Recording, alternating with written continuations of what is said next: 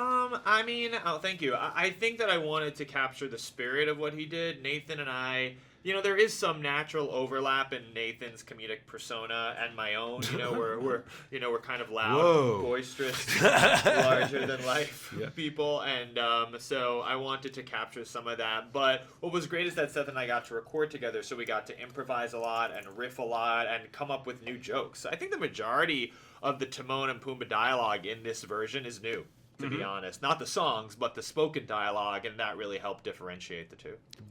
Yeah, it wasn't quite a black box theater. No. It was sort of this, it was actually all white, I think. It was white. It was just a big room with a was carpet and a lot of cameras filming us from a lot of unusual. angles. Yeah. There was microphones miking us.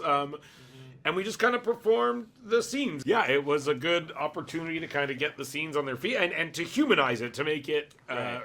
To really anchor it in the reality that we could relate to the most, which is just standing around performing it, Yeah, I mean, with the songs, you kind of have to stick to the script a little bit more. I mean, it's written the way it is. They're songs. They're songs. There's a specific rhythm and specific notes, and we all know those songs work really well. John, Tim Rice know what they're doing. But within the song, sometimes there's still space for jokes.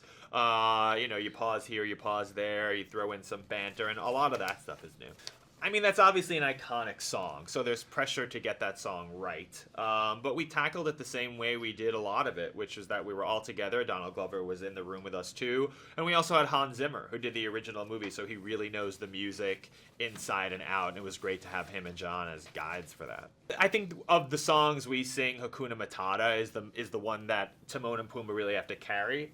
And there's pressure on that song because it's such a classic. And so, you want to make sure Hakuna Matata is funny. Yes. And that you're not just doing a carbon copy of the original. And I think, I was very happy with how it turned out, though. We were really given a lot of range to create a new kind of type of dynamic in some ways and a new style of comedy for the characters to have. I think what we both kind of tried to focus on was a little bit more of a conversational style and to make it just feel as naturalistic as possible, like two people interacting, and I think that was, and the fact that we were actually able to do it together was again a very nice opportunity, and I think that's what I was really appreciated when I saw the movie, was how it felt incredibly naturalistic and genuinely funny.